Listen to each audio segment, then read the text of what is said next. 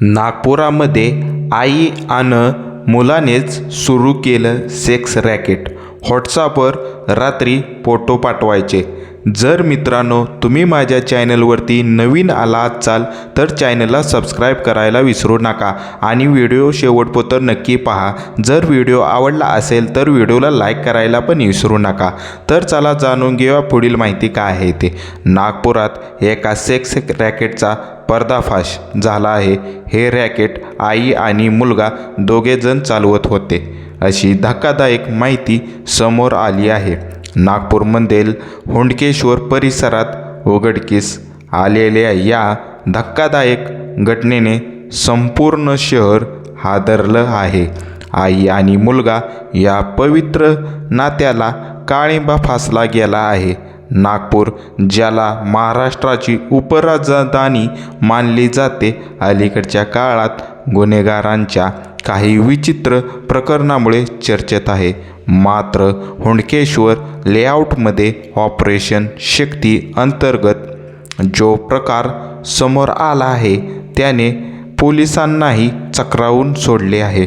Nagpur police आयुक्ताच्या मार्गदर्शनाखाली शहरात महिलांवरील अत्याचार रोखण्यासाठी आणि अवैध धंद्याचे समूळ उच्चाटन करण्यासाठी ऑपरेशन शक्ती राबवले जात आहे.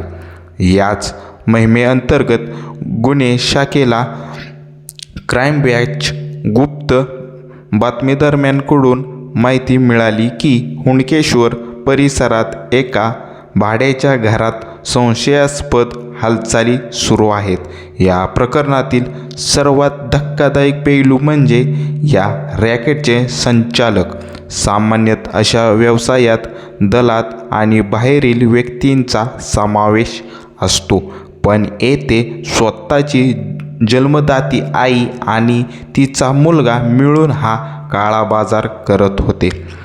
त्यांनी 6 महिन्यापूर्वी हुंडकेश्वर भागात एक घर भाड्याने घेतले होते. घर मालकाला आणि शेजाऱ्यांना त्यांनी सांगितले की ते RTO विभागाशी संबंधित काही खाजगी कामे करतात. या नावाखाली त्यांनी लोकांचा विश्वास संपादन केला होता.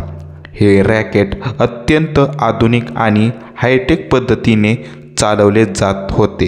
आरोपी तंत्रज्ञानाचा वापर करून पोलिसाच्या नजरेतून वाचण्याचा प्रयत्न करत होता.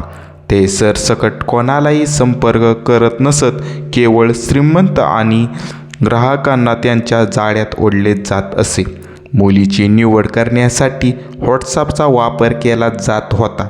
ग्राहकांना मुलीचे फोटो पाठवायचे. ग्राहक जेव्हा मुलगी पसंत करायचा तेव्हा पुढील व्यवहार ठरायला सुरुवात व्हायची.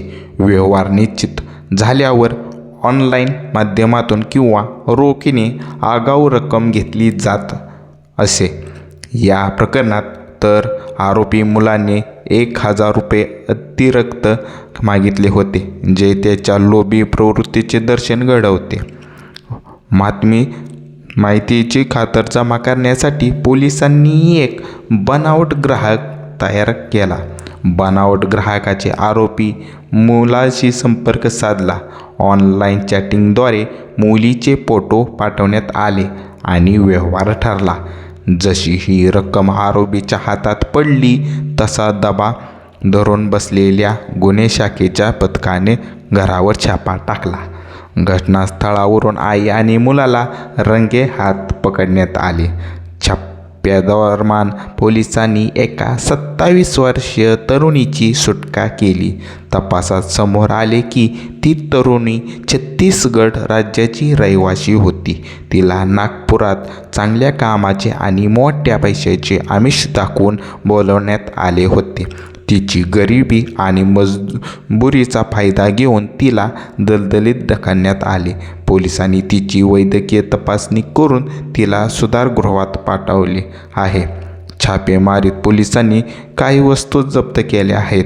एकूण रक्कम 94,700 रुपये, रोख रक्कम 63,500 रुपये जे ग्राहकाकडून जमा केले होते. 31,000 रुपये किमतीचे 4 स्मार्टफोन ज्याद्वारे ग्राहकांशी संपर्क साधला जात असायचा. ही पहिलीच वेळ नाही जेव्हा नागपूर पोलिसांनी अशा रॅकेटचा पर्दाफाश केला आहे.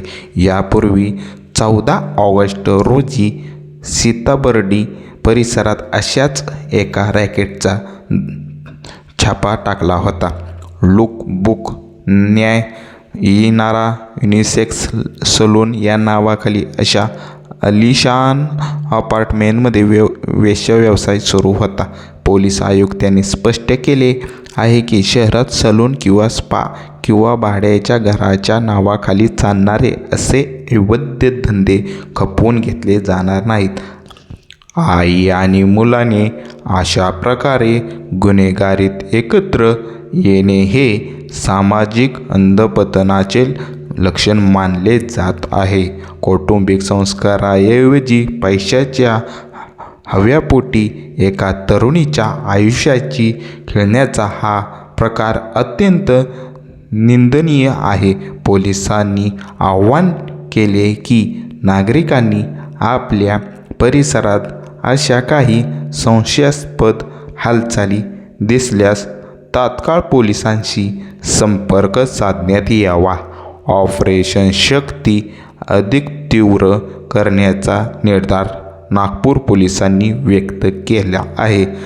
जर मित्रांनो तुम्हाला माझा व्हिडिओ आवडला असेल तर चॅनलला सबस्क्राईब विसरू नका आणि व्हिडिओला लाईक करून टाका.